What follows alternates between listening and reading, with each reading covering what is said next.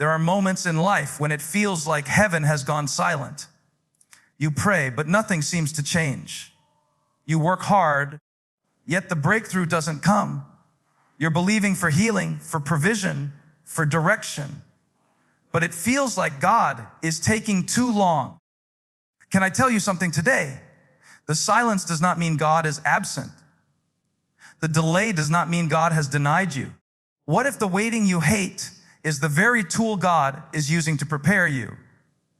What if the delay is not punishment, but training? God is testing your patience, not to break you, but to build you. Patience is proof of trust, and this truth becomes especially clear when life pushes us into seasons of waiting that feel endless. Waiting is not passive. It's an active process of choosing faith over fear, trust over anxiety, and surrender over control. Anyone can wait because time forces us all to wait, but not everyone waits the same way. Some wait with frustration, anger, or constant questioning, while others wait with peace, worship, and steady hope. The difference between the two lies in trust. When you trust God, you don't just wait for the outcome, you wait with assurance that He is working in the unseen. That is the essence of patience.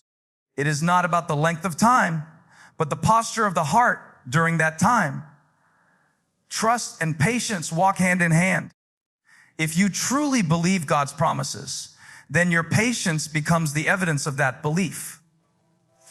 Think of it like a seed planted in the ground. You don't dig it up every day to check if it's growing. You water it, give it sunlight, and trust that it will sprout in time. The farmer who plants the seed has no control over how quickly it grows, but his patience reveals his faith in the process. In the same way, your patience reveals your faith in God's process. Impatience, on the other hand, often exposes a lack of trust. It says, God, I'm not sure you've got this, so maybe I need to take control myself. But patience declares, God, I trust you enough to wait for your timing, even when I don't understand it. The real test is not whether you can celebrate when the prayer is answered or the promise fulfilled.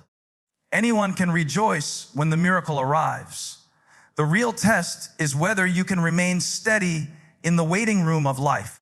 That waiting room may look like unanswered prayers, delayed dreams, or seasons of silence where God seems far away.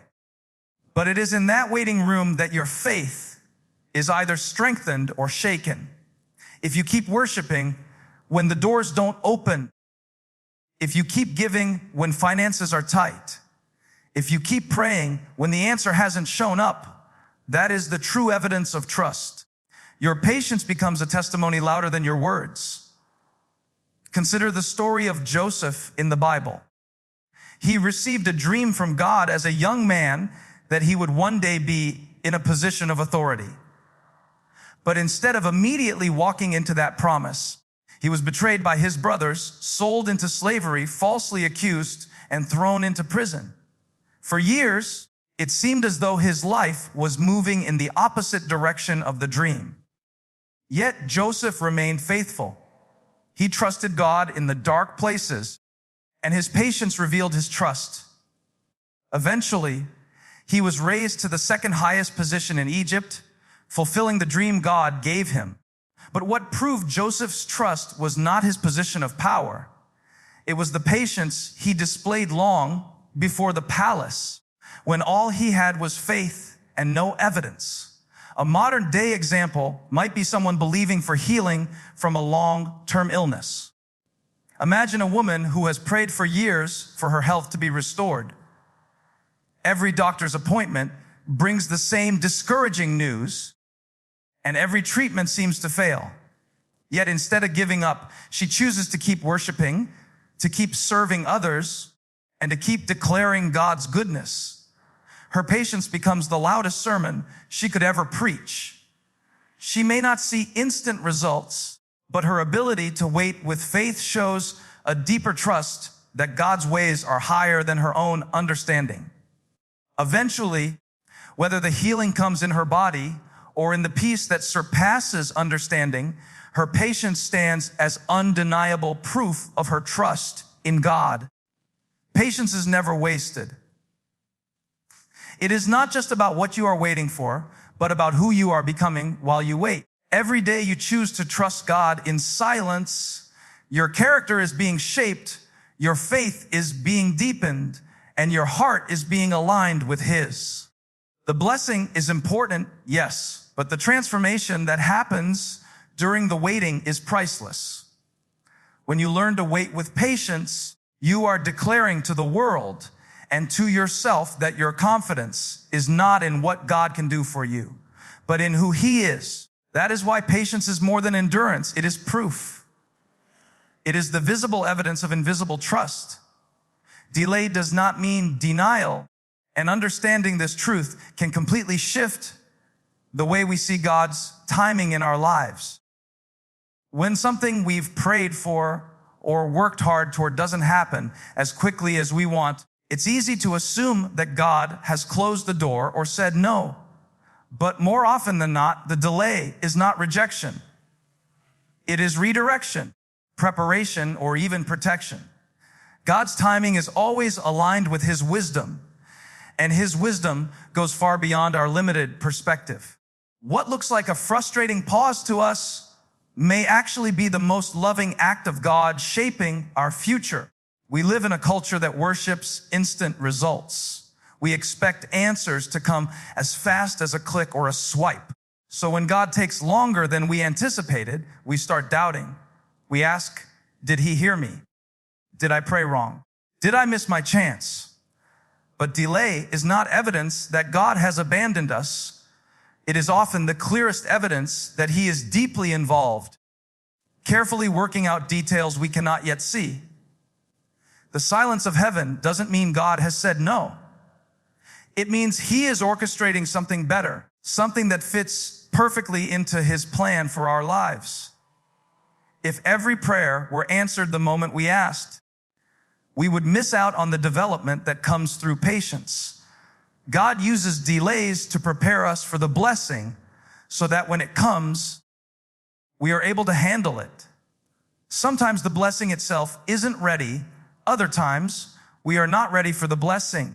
If you give a child the keys to a car before they've learned how to drive, it won't be a blessing. It will be a danger.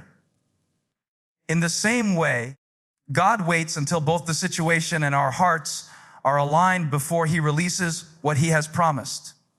His delay is not punishment, it's protection, ensuring that what is meant to bless us doesn't end up breaking us. There's also another layer to God's delays. Sometimes the dream we're chasing is too small compared to what God has planned. We pray for something that fits within our vision, but God delays the answer because He is setting us up for something far bigger. What feels like a no is actually a not yet, because I have more in store. If He gave us exactly what we wanted too soon, we would settle and miss the greater purpose. The delay is God's way of stretching our faith, deepening our trust, and making room for something far greater than we could imagine.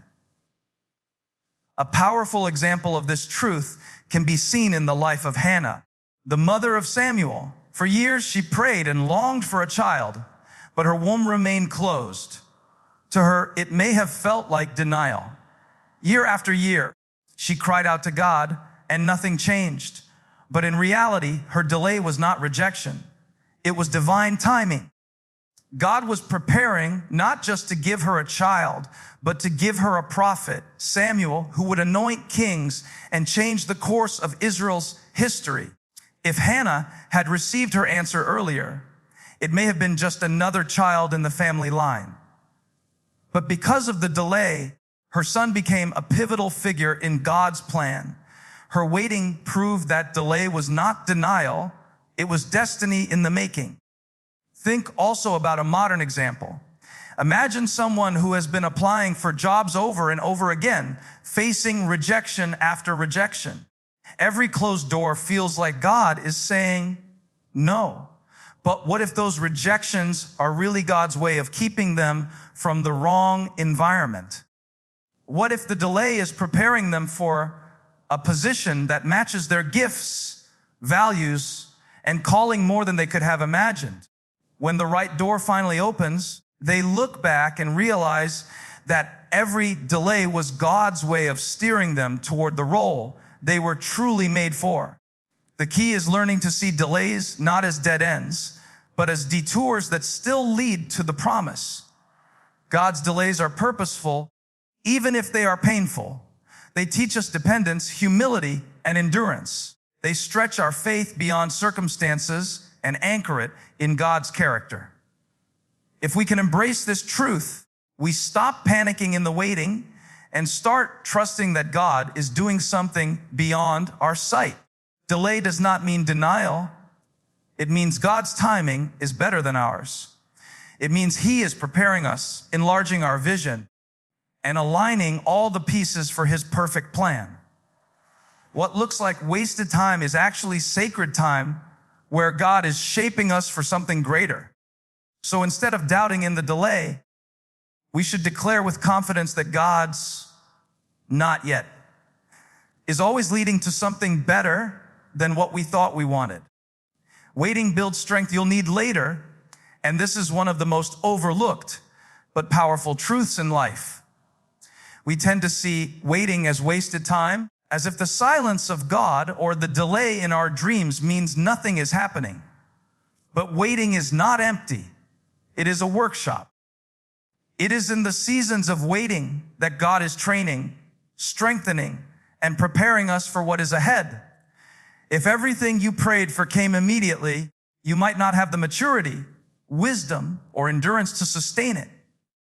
Just as physical strength comes from lifting resistance, spiritual strength comes from enduring resistance. Waiting is God's way of putting weight on our soul so that we can develop the endurance to handle the blessings and responsibilities that lie ahead. When a person lifts weights at the gym, the muscles don't grow stronger when there is no resistance. Growth only happens when pressure is applied and sustained over time. The same principle applies in our faith. If God removed every obstacle instantly, if He answered every prayer in a moment, we might feel relief in the short term, but we would remain spiritually weak. It is the unanswered prayer, the closed door, the season of waiting, that becomes resistance in our spiritual gym. Each day we choose to trust in the silence. We are building strength that we cannot see immediately, but will need later when the weight of responsibility comes. There is a hidden danger in getting things too quickly. What you receive too soon, you might lose too easily. Many times, people are given opportunities, relationships, or resources before they have developed the patience and character to sustain them. And what should have been a blessing ends up being a burden.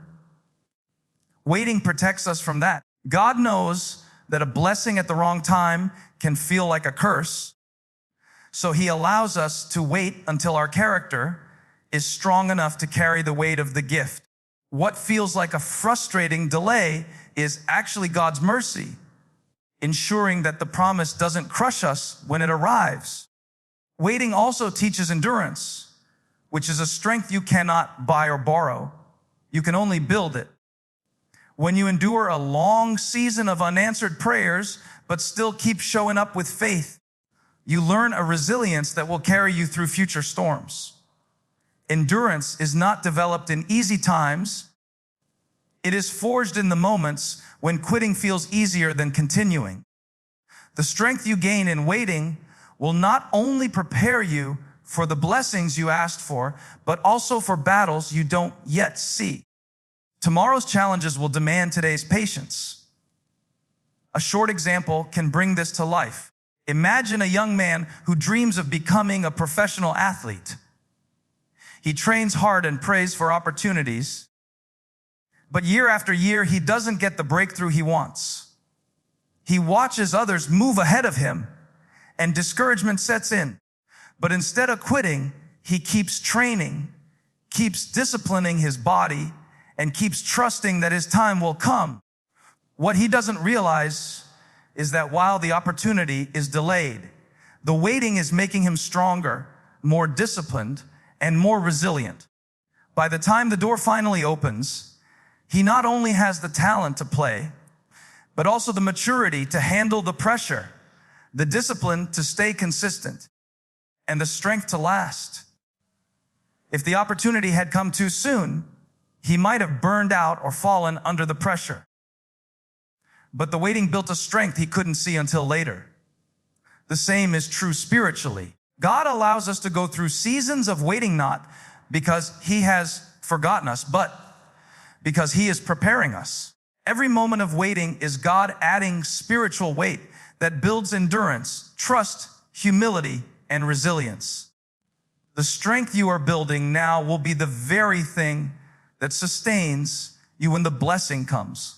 So while you may see waiting as wasted time, God sees it as training time. And one day, when the promise finally arrives, you'll look back and realize that the strength you gained in the waiting was the very strength you needed to carry it. The enemy uses impatience to distract you, and this is one of the most dangerous traps a believer can fall into. Impatience does not always look destructive at first. It often disguises itself as urgency, practicality, or even common sense. You start thinking, maybe I've been waiting too long. Maybe God isn't going to come through. Maybe I should take matters into my own hands.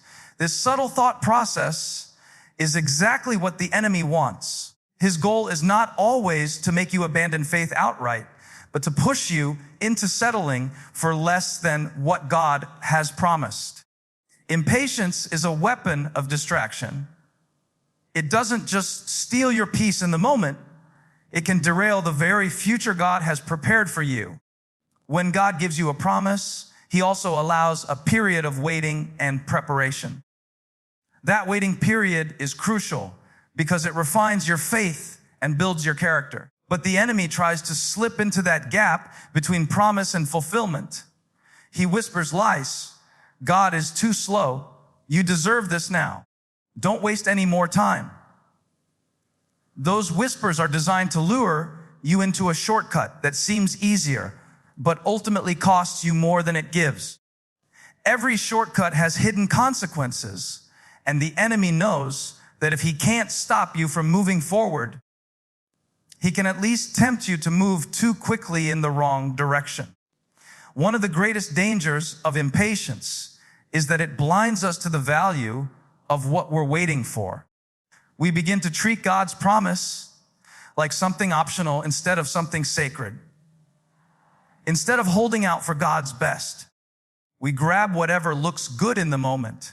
This is how people end up in unhealthy relationships, making rash financial decisions, or stepping into opportunities they aren't ready for.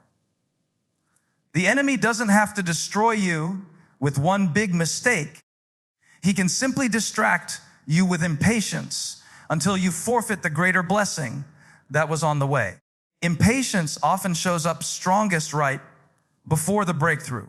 It's like a runner in a marathon who sees the finish line up ahead, but is so exhausted that he considers quitting just a few steps too early. The enemy knows that most people give up not at the beginning, but just before the reward is revealed. So he uses impatience as a last-ditch effort to push you out of alignment with God's timing. If you knew how close you were to your answered prayer, you would never even consider quitting. That's why the enemy tries so hard to cloud your vision with impatience, because he knows the blessing is closer than you think. A short but excellent example of this truth can be found in the story of Esau and Jacob. Esau came home from hunting one day, exhausted and hungry. In his impatience, he traded his birthright, a priceless blessing given to the firstborn, for a simple bowl of stew. In that moment, his impatience distracted him from the value of what he already had. He was so focused on satisfying an immediate hunger that he forfeited a lifelong inheritance. This is exactly what the enemy wants to do with us. He wants us to trade permanent blessings for temporary comfort. He wants us to hand over our calling, our destiny, our future, just to meet a craving in the moment. The lesson is clear. Don't let impatience trick you into giving up something permanent for something temporary. What looks urgent today may not matter tomorrow, but the blessing God has for you will last a lifetime. When you feel the pull of impatience, recognize it for what it is, a distraction.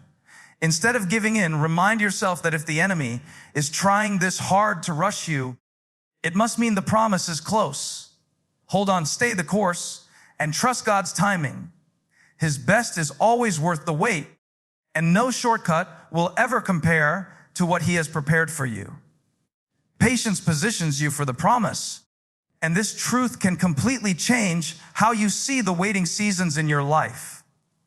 We often think of waiting as wasted time or as a punishment from God, but in reality, waiting is a process of alignment.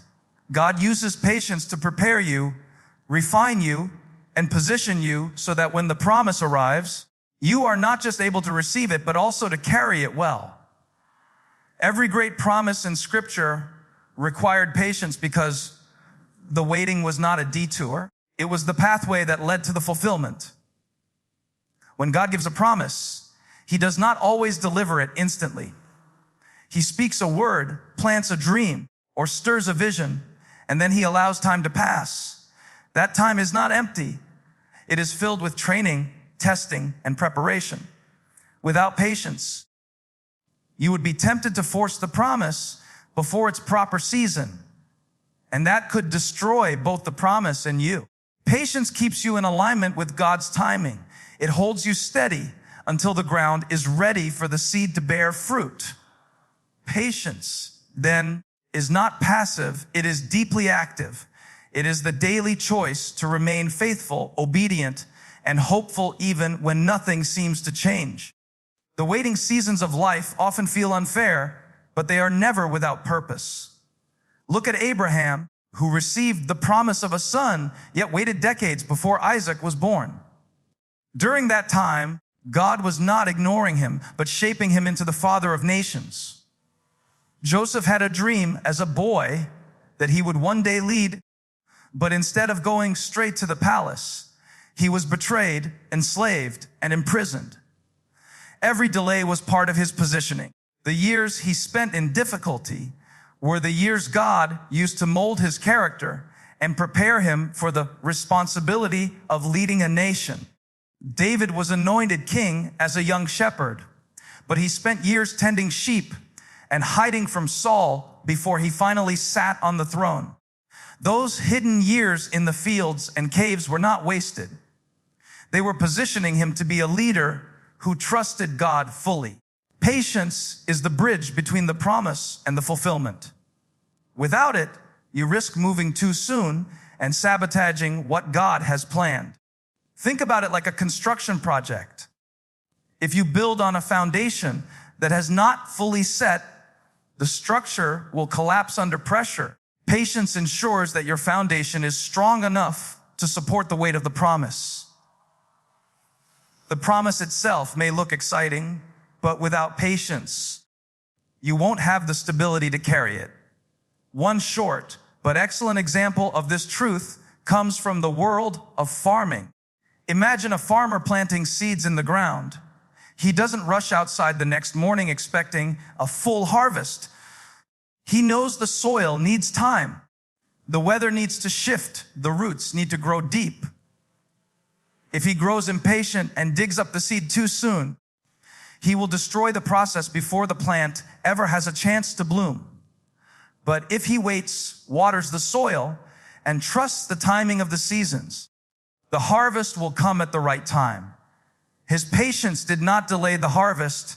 It positioned him to receive it when it was ready.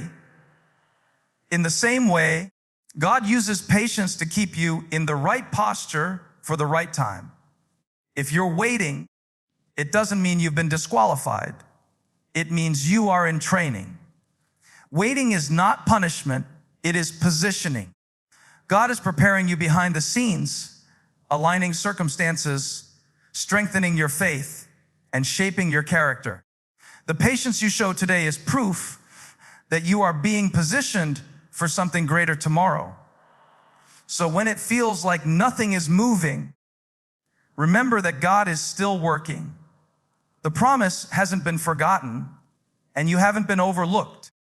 Patience is the process that ensures when the door opens, you will be ready to walk through it.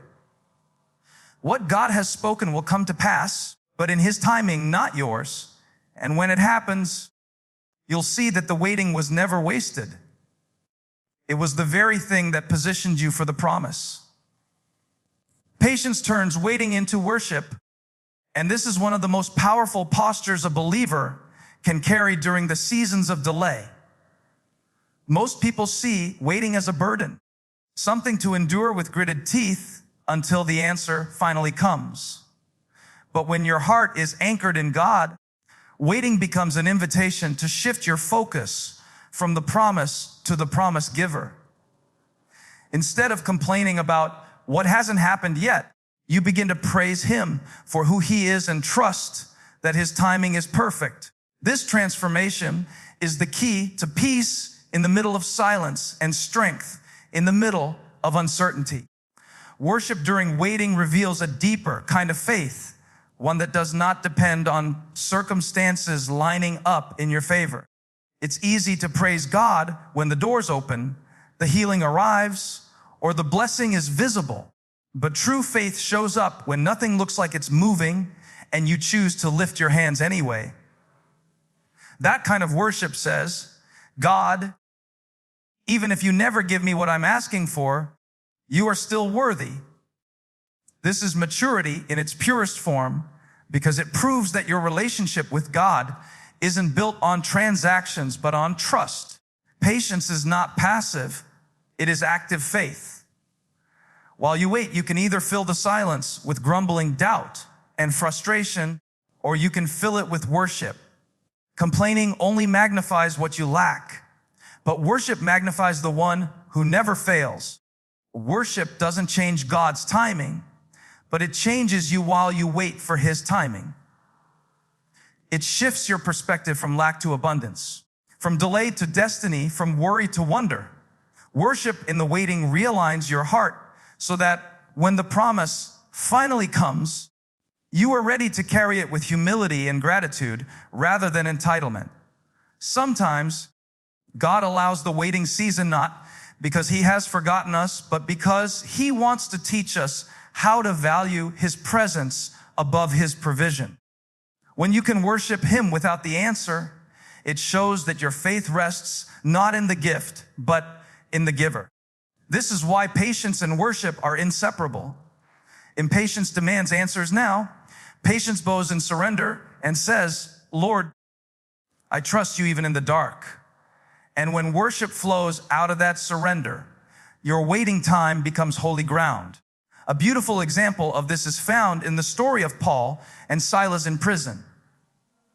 After being beaten and chained, they had every reason to complain, to question, or to give up. Instead, at midnight, they chose to sing hymns and worship God. They were waiting, unsure of what would happen next, unsure if freedom would come. But their waiting turned into worship. And in that moment of worship, the prison shook, the doors opened, and chains fell off. Their worship not only positioned them for breakthrough, but also became a testimony to everyone around them. The key here is that their worship didn't come after their freedom. It came in the middle of their waiting. That is the kind of worship patience produces. Think of a modern example, a woman believing for a child after years of disappointment. Month after month, the answer doesn't come, and she could easily give in to bitterness or despair. But instead, she chooses to worship through the waiting. She thanks God for His goodness every day, serves others with joy, and declares His promises even when her own prayers feel unanswered. Her worship doesn't erase the longing, but it fills her waiting with peace. And whether her story ends with a child in her arms or with a different kind of fulfillment, her worship proves that her faith is not built on what she receives, but on who God is. When you learn to worship while waiting, you stop seeing the delay as wasted time. You begin to realize that God is just as present in the hallway as He is when the door finally opens. Worship keeps you steady, keeps your heart soft, and keeps your faith alive. It is the antidote to despair, the shield against impatience, and the proof of trust. So the next time you find yourself waiting for an answer, remember this: your waiting can either weaken your spirit, or it can become the very place your worship grows stronger. Patience transforms the waiting room into a sanctuary, and worship becomes the song that carries you through until the promise arrives. So if you feel stuck, if you feel like God is taking too long, remember this: God is not ignoring you, He is investing in you. He is testing your patience not to punish you, but to prepare you for what's next. The delay is not wasted time, it is sacred time. Don't give up in the waiting. Don't settle in impatience. Don't lose faith in the silence. Hold on, because your patience today is the key to your promise tomorrow. God is testing your patience, but if you endure, you won't just receive what you prayed for. You'll receive more than you ever imagined.